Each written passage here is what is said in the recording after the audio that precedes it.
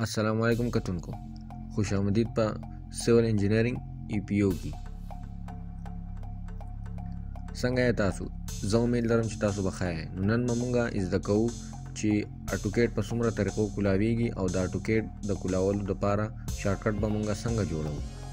نو خبر کو په پیل طریقه باندې چې اټوکیټ به موږ څنګه کولاو. چې کله موږ اټوکیټ انسټال کو نو سره په ډیسکټاپ باندې اکان موجود دي. نو په هغه باندې رائټ کلیک کو او رن ایڈمنسټریټر باندې کلیک کو. نو زوم سره په اټوکیټ چې دی کولاو شي. زوم سره د ټایپس دی یو 3D ماډل لپاره دی یو د 2D ماډل لپاره دی. دا موږ اوس ډیسکس کوو. خیر پهله دا طریقې ګورو چې څنګه اټوکیټ موږ کولاو. نو دا زوم سره پهله طریقه شو د اټوکیټ د کولاولو. اوس موږ دویمه طریقه زده کوو چې څنګه به دویمه طریقه باندې موږ اټوکیټ کولاو. نو لاړ به په سٹارټ بٹن باندې او سرچ په اټوکیټ. زوم سره بعد د اټوکیټ کم آیکان چې راشي په هغه باندې کلیک کو او رن ایڈمنسټریټر وکړو نه به اوکې کو. نو زموږ سره به بیا په دې طریقه مو اټوکیټ کولاو شي. نو دا زموږ سره دویمه طریقه د اټوکیټ کولاو هلو. اوس درېیمه طریقه زده کوو چې اټوکیټ موږ په درېیمه طریقه باندې څنګه کولاو. نو موږ به هغه ځای ته لاړ شو کوم چې موږ اټوکیټ انسټال کړی دی. نو زه به سٹارټ بٹن کلیک کوم او بیا به مای کمپیوټر باندې کلیک کوم. زما سره په سی کې دی نو سی به کولاو کوم. د دې نه بعد پروګرام فایلز دا به کولاو کو. اټوکیټ فولډر به کلیک کړو او به کولاو کو. نو موږ به هغه باندې کلیک کو exe.exe چې لیکل شوی په هغه باندې کلیک کو او رن ایڈمنسټریټر باندې کلیک کو رن پروګرام. نو سره به دا په دې طریقه باندې هم کولاو شي. نو زموږ سره دا اټوکیټ کولاو شوی دی. دلته اوکې بټن باندې کلیک کوم. بیا به دا به انشاءالله ورسره ډسکس کوو چې دا څه دي.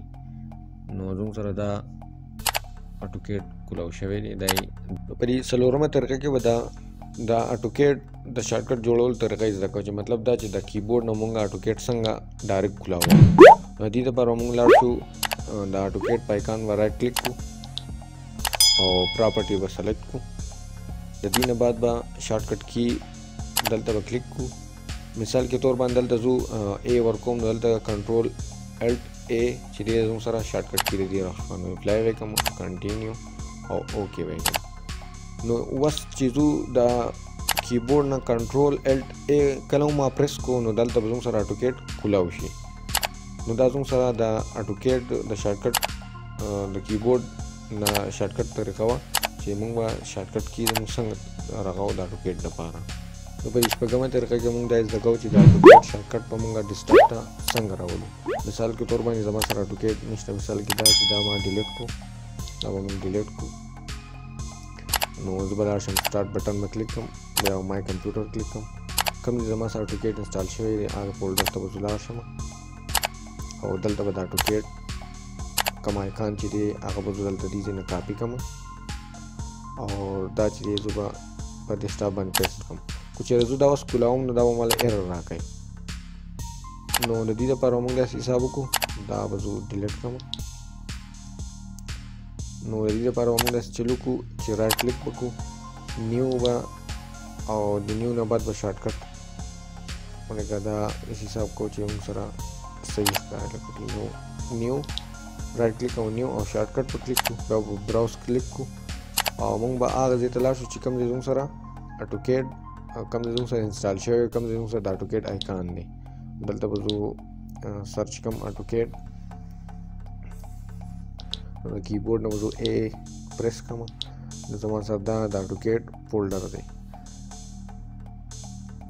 د دې نه بعد به زه لاندې راشم د اټوکیټ آیکان چې کوم دی هغه به زه سرچ کوم. دا زما سره د اټوکیټ آیکان دی. دا به زه سلیکټ کوم او بیا به زه په اوکې باندې کلیک کوم. بیا به نیکسټ کلیک کوم. دا زما سره د اټوکیټ نمبر راځي کوم د ډیسکټاپ بچي او فینش وکړم. چې دا زه کله فینش کوم نو زما سره د اټوکیټ آیکان چې کوم دی هغه به زموږ سره ډیسکټاپ باندې راشي. دا کوس موږ کولاو نو دا زموږ سره کولاویږي. نو دا بله طریقه وه د اټوکیټ د کولاولو